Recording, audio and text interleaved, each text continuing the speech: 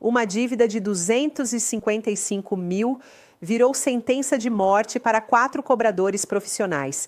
Eles entraram numa cidade do interior do Paraná, acreditando que fariam apenas mais um trabalho de rotina, mas caíram numa armadilha mortal arquitetada por uma família que esconde segredos sombrios. O mais chocante, os corpos simplesmente desapareceram e a investigação aponta para bunkers subterrâneos de contrabandistas. Antônio Buscariolo e seu filho Paulo Ricardo não apenas mataram Diego, Rafael, Robichley e Alencar. Eles fizeram questão de apagar qualquer vestígio do crime. Mas a polícia descobriu que existe um terceiro homem por trás de tudo, Carlos Henrique Mamute, irmão de Paulo e envolvido com o crime organizado há anos. Ele pode ser a mente por trás desta execução calculada. A pergunta que aterroriza as famílias: onde estão os corpos? Bunkers já foram vistoriados, helicópteros sobrevoaram a região, cães farejadores percorreram quilômetros, mas nada foi encontrado. Áudios revelam tentativas desesperadas de negociação. Vizinhos relatam muitos tiros na madrugada do crime e uma testemunha se esconde por medo de represália. Hoje você vai descobrir como uma família, aparentemente respeitável, se transformou numa organização criminosa. Por que os corpos nunca foram achados e qual a verdade por trás dos bunkers que podem guardar o segredo mais macabro do Paraná? Diego Henrique Afonso recebeu uma proposta de trabalho que parecia promissora: cobrar R$255 mil de uma venda de terreno no interior do Paraná. Como cobrador experiente de 39 anos, ele sabia que o serviço poderia render uma boa comissão, então chamou seus parceiros de São José do Rio Preto, Rafael Juliano Marascauchi, 43 anos, e Robichley Hirnani de Oliveira, 53 anos. O trio não trabalhava com violência. Segundo as famílias, eles nunca andaram armados, nunca mataram ninguém. A estratégia era simples. Chegavam com tom áspero, erguiam a voz, coagiam psicologicamente até conseguir o pagamento. Uma técnica que funcionava há anos percorrendo cidades pelo Brasil inteiro. Eles eram conhecidos no meio como profissionais eficientes, que resolviam pendências sem partir para agressões físicas. Rafael era o mais experiente do grupo. Casado, pai e avô dedicado, ele trabalhava com cobranças há 13 anos e já havia enfrentado situações complicadas, mas sempre conseguia resolver tudo na conversa. Algumas vezes chegou a ir para a delegacia quando havia desentendimentos, mas nunca foi preso. Sua voz autoritária e presença imponente eram suas principais ferramentas de trabalho. Robichley, por sua vez, era o companheiro fiel de Rafael em várias empreitadas. Aos 53 anos, ele deixava em casa uma filha de 7 anos e um bebê de apenas 7 meses. Era um homem trabalhador que via nas cobranças uma forma de sustentar a família. Diego, o mais jovem, havia se especializado em fazer contatos e articular os trabalhos. Foi ele quem recebeu o chamado para este serviço específico. Quem os contratou foi Alencar Gonçalves de Souza, um pequeno produtor rural de 36 anos que vivia na propriedade da família em Icaraíma. Conhecido como homem pacato e trabalhador, Alencar era o caçula de 3 irmãos e dedicava sua vida ao trabalho no campo. No mesmo terreno onde vivia, morava também seu pai de 67 anos, que dependia dos cuidados do filho. Alencar havia vendido um pedaço de terra para a família Buscariolo por R$255 mil, divididos em 10 parcelas de R$25.500 cada. A propriedade não era de alto padrão, mas representava décadas de trabalho duro no campo. O problema é que nenhuma parcela foi paga, e Alencar se viu numa situação desesperadora. O pecado do Alencar foi confiar demais, disse um familiar que pediu para não ser identificado. A situação financeira estava complicada. Alencar havia firmado um acordo para receber o valor da terra em 10 prestações mensais, mas após meses de espera, nenhum pagamento foi feito. Ele tentou resolver a questão diretamente com os compradores, mas não obteve sucesso. Foi então que decidiu contratar ajuda profissional. Alencar chegou até os cobradores paulistas através de indicação de um amigo que conhecia o trabalho do trio. Após trocarem contatos, eles fizeram as tratativas por mensagens e ligações. Ficou acertado que, em caso de êxito, os cobradores receberiam uma porcentagem sobre o valor cobrado. Era um negócio que parecia vantajoso para todos os envolvidos. Na segunda-feira, 4 de agosto, os 3 paulistas chegaram a Icaraíma e se encontraram com Alencar. Era o primeiro contato pessoal entre eles. Juntos, seguiram para a propriedade rural no distrito de Vila Rica do Ivaí, onde morava Antônio Buscariolo, de 66 anos, ex-candidato a vereador e aparentemente um senhor respeitável da comunidade. Ao lado dele estava seu filho Paulo Ricardo, de 22 anos, sem antecedentes criminais. Antônio Buscariolo não era uma pessoa qualquer na região. Ele tinha influência política, havia concorrido a vereador nas eleições anteriores e mantinha um estabelecimento comercial na cidade. Era visto como uma figura respeitada, um homem de família que promovia eventos beneficentes e participava ativamente da vida comunitária. Essa fachada de respeitabilidade tornava ainda mais difícil imaginar o que estava por vir. O primeiro encontro aconteceu tranquilamente. Antônio e Paulo ouviram a cobrança com aparente tranquilidade e pediram um tempo para resolver a situação. Alegaram que precisavam verificar alguns documentos e organizar o pagamento. Ficou combinado que na terça-feira haveria uma nova conversa para acertar os detalhes do pagamento. Os cobradores saíram confiantes de que o caso seria resolvido no dia seguinte, mas Diego pressentiu que algo estava errado. O ambiente na propriedade lhe causou uma sensação estranha, como se houvesse uma tensão oculta no ar. Numa mensagem enviada à esposa após o primeiro encontro, ele escreveu palavras que hoje soam como um prenúncio trágico. Ai, vida, não sei não, mas vamos tentar. Fomos lá hoje, o velho tá armado, aqui é feio, as coisas. A esposa perguntou se conseguiriam receber o dinheiro. Diego respondeu de forma preocupada que não sabia, mas que tentariam. A mensagem foi enviada numa segunda-feira. Na terça-feira, Diego e os outros 3 homens desapareceram para sempre. Essa troca de mensagens se tornaria uma das poucas pistas sobre o que realmente aconteceu nos momentos que antecederam o crime. O pressentimento de Diego não era infundado. Segundo informações que vieram à tona posteriormente, Antônio Buscariolo tinha antecedentes por posse ilegal de arma de fogo. A advertência "o véio tá armado" se revelaria profética. O ambiente que Diego descreveu como feio escondia perigos muito maiores do que ele poderia imaginar. Na manhã de terça-feira, 5 de agosto, por volta das 10 horas, câmeras de segurança registraram os 4 homens numa padaria de Icaraíma. Eles conversavam normalmente, compraram alguns itens e seguiram para o segundo encontro com os Buscariolo. Era a última imagem deles ainda vivos. A partir desse momento, perdeu-se qualquer rastro dos cobradores. O local da padaria ficava a apenas 300 metros da delegacia de polícia local. Essa proximidade torna ainda mais chocante o que aconteceu em seguida. Os 4 homens estavam literalmente a poucos passos da segurança, sem saber que caminhavam para uma armadilha mortal que havia sido cuidadosamente planejada. Às 12 horas do mesmo dia, todas as famílias perderam contato com os 4 homens.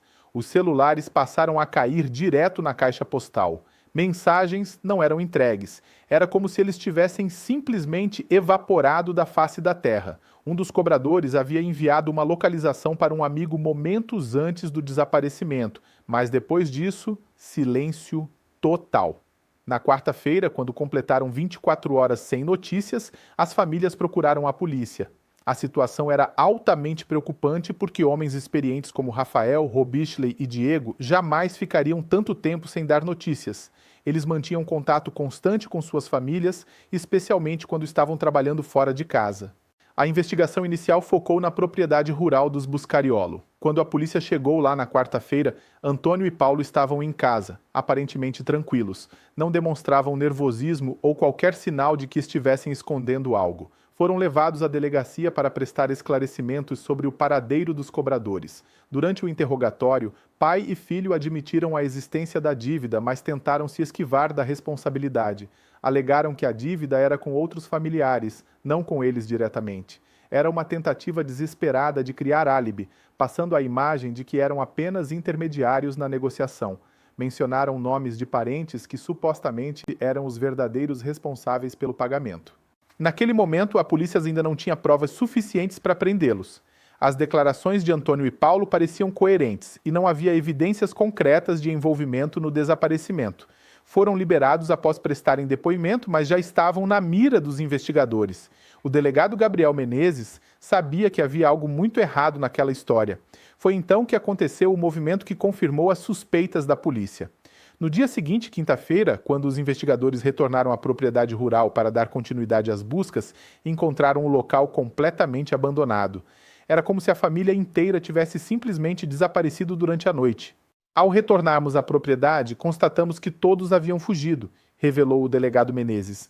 A família inteira dos Buscariolo havia desaparecido durante a madrugada. Casas vazias, nenhum sinal de vida, como se nunca tivessem existido ali. Roupas, documentos, objetos pessoais, tudo havia sido levado às pressas. Essa fuga desesperada foi a confirmação que a polícia precisava. Pessoas inocentes não fogem durante uma investigação de desaparecimento.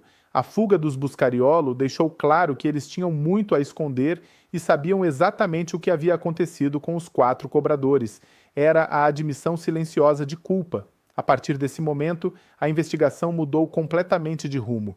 O que era tratado como desaparecimento passou a ser investigado como homicídio múltiplo. A polícia agora tinha certeza. Os 4 homens foram vítimas de uma emboscada brutal planejada pelos Buscariolo. O contexto apontava claramente para assassinato.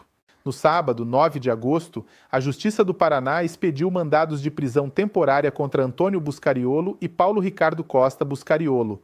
Pai e filho passaram oficialmente a condição de foragidos procurados por homicídio múltiplo qualificado. A partir desse momento, uma caçada nacional foi iniciada para encontrá-los. Mas a investigação revelou algo ainda mais sinistro. Existe um terceiro suspeito na família, Carlos Henrique Buscariolo, conhecido como Mamute, irmão mais velho de Paulo e filho de Antônio. E aqui a história toma uma dimensão completamente diferente, revelando conexões com o crime organizado que transformam este caso numa trama muito mais complexa. Carlos Henrique não é apenas mais um membro da família, ele está envolvido com o crime organizado há anos e pode ser a verdadeira mente por trás do desaparecimento dos 4 cobradores. A investigação descobriu que Mamute já estava ligado ao último homicídio registrado em Icaraíma, o assassinato de Cláudio Lopes em 12 de fevereiro de 2020. Cláudio Lopes era um cigarreiro, ou seja, ele controlava pontos específicos de entrada de cigarros contrabandeados do Paraguai através dos rios Paraná e Ivaí. A região de Icaraíma é conhecida como uma rota importante para contrabando de cigarros, drogas e armas vindas do país vizinho. Era um negócio que movimentava milhões de reais anualmente. Segundo a investigação, uma organização criminosa que comanda presídios pelo país queria entrar com cocaína por Icaraíma. Cláudio resistiu, defendendo seu território. Ele disse: não, aqui é o meu ponto, eu mando aqui. O resultado foi sua execução a sangue frio. E quem trabalhava diretamente com Cláudio Lopes? Carlos Henrique Mamute. Aqui está o ponto crucial que pode explicar o desaparecimento dos 4 cobradores. Cláudio Lopes tinha vários bunkers subterrâneos onde escondia as cargas de cigarro contrabandeado. Esses bunkers são escavados no solo de barro vermelho da região, revestidos com tijolos ou concreto e cobertos com tampas de madeira ou aço. Dependendo do local e da quantidade de carga, alguns bunkers são grandes o suficiente para caber 4, 5 ou mais pessoas. A construção desses bunkers é sofisticada. Em locais onde o solo permite, eles são escavados profundamente com sistemas de ventilação e drenagem. Alguns têm até iluminação interna e são divididos em compartimentos. Foram construídos para resistir à umidade e manter as mercadorias em bom estado por longos períodos. Mas agora podem estar servindo para um propósito muito mais sinistro. A teoria da polícia é aterrorizante. Os 4 cobradores podem ter sido executados dentro desses bunkers, o que explicaria por que nenhum vestígio foi encontrado na superfície.